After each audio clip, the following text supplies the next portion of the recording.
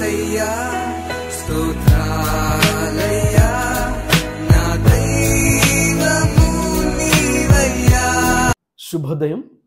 క్రీస్తునందు ప్రియమైన విశ్వాసులారా, సజీవుడు పునరుద్ధారుడైన యేసు క్రీస్తు వారి యొక్క పవిత్ర నామంలో మీ అందరికీ ఉదయకాల శుభాలు తెలియజేస్తున్నాను. 23 అక్టోబర్లో ఈ ఉదయకాల సమయంలో మరి టీఎల్సీ దిన ఆహారం దేవుని యొక్క వాక్యాన్ని వినగలిగినటువంటి కృపను దేవుడు మనకు అనుగ్రహించడాన్ని బట్టి మొట్టమొదటిగా మనందరం కూడా మరి దేవునికి ఎంతగానో కృతజ్ఞతలు చెల్లించాల్సిన వారిగా ఉన్నాం. ఈ దిన మన టీఎల్సీ దిన ఆహారంలో దేవుని యొక్క వాక్యాన్ని మన జ్ఞాపకం చేసుకుందాం. యోహాను సువార్త 14వ అధ్యాయము 5వ వచనాన్ని చదువుకుందాం. అందుకు తోమా, ప్రభువా, ఎక్కడికి వెళుచున్నావో మాకు తెలియదే, ఆ మార్గం ఎలాగూ తెలియనని ఆయన అడుగగా. దేవుని బిడ్డలారి ఉదయకాల సమయంలో యోహాను సువార్తికుడు 2 శ్రేష్టమైనటువంటి అద్భుతమైనటువంటి తలంపుల ద్వారా మరి దేవుని యొక్క మనసు ఏంటో ఉద్దేశం ఏంటో జ్ఞాపకం చేస్తూ ఉన్నారు. ఈ భాగంలో మొదటి తలంపు ఏంటంటే, ప్రభువా, ఎక్కడికి వెళుచున్నావో మాకు తెలియదే. ఈ మాట తోమా యేసు ప్రభు వారిని అడుగుతున్నటువంటి మాట అన్నమాట. నీవు ఎక్కడికి వెళుచున్నావో, దేవుని బిడ్డలారా, ఆయన ఎక్కడి నుంచి వచ్చాడో తెలిస్తే ఎక్కడికి వెళ్ళబోతున్నాడు అనేటువంటిది ఖచ్చితంగా తెలుసుకోగలుగుతాం. ఆయన ఎక్కడి నుంచి వచ్చాడో తెలుసుకోకపోతే ఆయన ఎక్కడికి తిరిగి వెళతాడనేటువంటిది తెలియదు.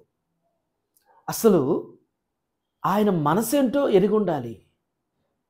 ప్రభు వారి యొక్క మనసేంటో తెలిస్తే ఆయన యొక్క మరి ఉద్దేశం ఏంటో, ఆయన ప్రణాళికలేంటో అర్థమవుతుంది. ఆనాడు యేసు ప్రభు శిష్యులుగా ఉన్నారే కానీ, ఆయన వెంబడిస్తున్నారే కానీ ఆయన మనసు ఏంటో ఎరగలేదు. ఆయన ఉద్దేశం ఏంటో గ్రహించలేదు. ఆయన ప్రణాళికలు ఏంటనేటువంటిది సరిగా అర్థం చేసుకోలేకపోయారు. వారు ఎప్పుడూ ఆయన మనస్సు, ఆయన ఉద్దేశం, ఆయన ప్రణాళికలు ఎప్పుడు తెలిసినాయి అంటే, ప్రభువారు ఆయన పునరుద్ధారణై తిరిగి లేచి ఆరోహణం అయిన తర్వాత ప్రభువుని గురించి పరిపూర్ణంగా వారు తెలుసుకోగలిగారు. ఈనాడు నేటి సంఘం, నేటి విశ్వాసులు అని చెప్పుకునేటువంటి మనం కూడా ఈ స్థితిలోనే ఉన్నాము. ఒకవేళ ఆయన మార్గం ఏంటో, ఆయన ఎక్కడి నుంచి వచ్చాడో, ఎక్కడికి వెళ్ళబోతున్నాడో, మరి ఆయన ప్రణాళిక ఏంటో, ఆయన ఉద్దేశం ఏంటో, ఆయన మనసు ఏంటో, ప్రభు మనసు ఏంటో ఎరుగున్నామా అసలు? ఇది మనం గ్రహించాల్సినటువంటి ప్రశ్న. రెండో తలంపు, ఆ మార్గం ఎలాగూ తెలియనని ఆయన్ని అడుగగా. అయ్యా, నువ్వు ఎక్కడికి వెళ్ళబోతున్నావో, అసలు నువ్వు వెళ్ళేటువంటి ఆ మార్గం ఏంటో మరి మాకు తెలియదే అనేటువంటి మాట జ్ఞాపకం చేయబడుతుంది. దేవుని బిడ్డలారా, శ్రేష్టమైనటువంటి మాట ఇది. ఈ మాటలో 2 తలంపులు ఉన్నాయి. ఒకటి ఏంటంటే, ఆ మార్గము ఎలాగూ తెలియను అనేది ఒకటైతే, రెండవ తలంపు ఆ మార్గం గురించి ఆయన్ని అడగటం. ఈ రోజున దేవుని బిడ్డలారా, ప్రభు యొక్క మార్గం మనకి తెలియపరచబడుతుంది. 2 మార్గాల గురించి ప్రభు వారికి జ్ఞాపకం చేశారు. ఒకటి ఇరుకు మార్గము, రెండవది విశాల మార్గం అని. ఏ మార్గం గుండా ఈనాడు విశ్వాస జీవితంలో ముందుకు వెళ్తున్నాం? మరి మనం వెళ్ళేటువంటి ఆ ఇరుకు మార్గంలో ఎదురయ్యేటువంటి పరిస్థితుల్లో మనం నిలబడగలుగుతున్నామా? నడవగలుగుతున్నామా? ప్రభువుని ముందు పెట్టుకుని ఆయన గురిగా కలిగి సాగలిగేటువంటి ఆత్మీయ స్థితిలో, ఆత్మీయమైనటువంటి అనుభూతిలో మన జీవితం ఉన్నదా? రెండో తలం పక్కనటువంటి మాట ఏంటంటే, ఆయనను అడుగగా. మార్గం గురించి, అయ్యా ఆ మార్గం ఏంటి, ఆ మార్గం ఎలా ఉంటుంది, ఆ మార్గం గురించి మాకు తెలియపరచని తోమా ప్రభువారిని అడుగుతున్నారు. ఈ రోజున మనం ఎవరెవరి మార్గాల్లోనే వెళ్తున్నాం.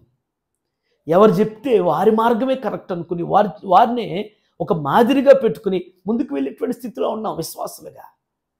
మనం ఎవరెవరో మార్గంలో మనం వెళ్ళటం కాదు, ఎవరెవరినో మాదిరిగా పెట్టుకుని వెళ్ళటం కాదు.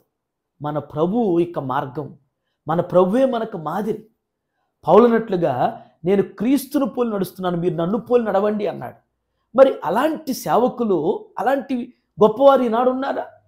అలాంటప్పుడు మరి ఎవరెవరో మార్గంలో నువ్వు ఎలా నడుస్తున్నావు? ప్రభువునే నువ్వు మార్గంగా పెట్టుకోవాలి. ఆయన్నే నువ్వు మాదిరిగా కలిగి మనం ముందుకు సాగటం అనేటువంటిది ఆశీర్వాదం. ఒకవేళ ఎవరెవరినో పెట్టుకుని ఎవరెవరి మార్గంలో ఆ సేవకుడు, ఈ సేవకుడు, ఆ సేవకురాలు, ఈ సేవకురాలు అనుకుని వారి యొక్క మాదిరి, వారి మార్గాన్ని పెట్టుకుంటే అది మన జీవితానికి ఆయాసకరం అవుతుంది. అది మన జీవితానికి ఆశీర్వాదం కాదు. ప్రభువు కూడా మెచ్చడు. ప్రభు మార్గంలో వెళ్ళటం, వాక్యానుసారంగా వెళ్ళటం, ఆయన్ని గురిగా కలిగి ఆయన మాదిరిగా కలిగి జీవించడం అనేటువంటిది అది ఆశీర్వాదకరం. అట్టిగా మన జీవితంలో ఆ మార్గం ఏంటో గుర్తెరుగుదాం. ఆ మార్గం గుండా వెళ్ళటానికి ప్రయత్నం చేద్దాం. ఆ మార్గంలో నడవటానికి ప్రభు యొక్క సహాయాన్ని కోరుకుందాం. పరిశుద్ధాత్ముడు మనందరి జీవితంలో ఈ లేఖనాన్ని స్థిరపరిచి బలపరచునుగాక. ఆమేన్. ఈ దిన మన క్వశ్చన్ ఏంటంటే, ప్రభువా నీ గాయాల్లో వేలిపెట్టి చూస్తేనే కానీ నేను నమ్మను అని చెప్పినటువంటి శిష్యుడు ఉన్నాడు.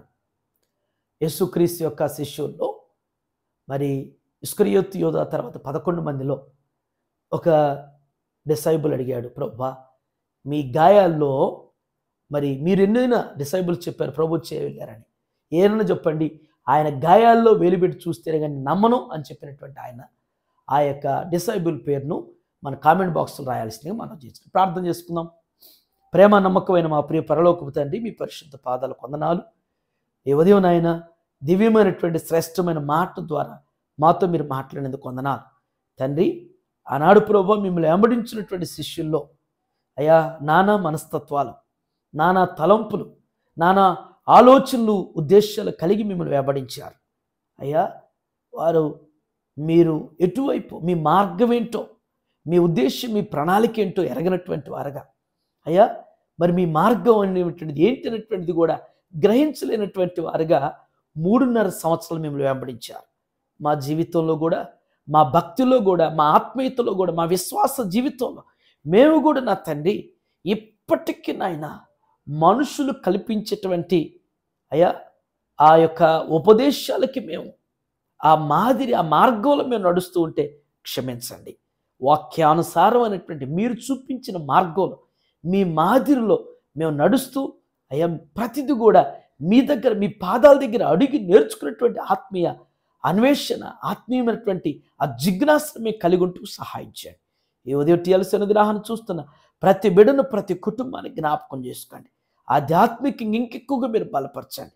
బిడ్డలో చేయనటువంటి వారి పనుల్లో, వారి ప్రయాణాల్లో, వారి బాధ్యతలు వెన్నంటుండి మీరు నడిపించిన ప్రభువా ప్రతి కుటుంబానికి ఆయన ఆరోగ్యాలు, సకల సౌభాగ్యం, శాంతి, సమాధాన, సంతోష, సమృద్ధిని దయచేయమని యేసు నామములో ఈ ప్రార్థన మీకు సమర్పించున్నాను తండ్రి. Amen. God bless you all.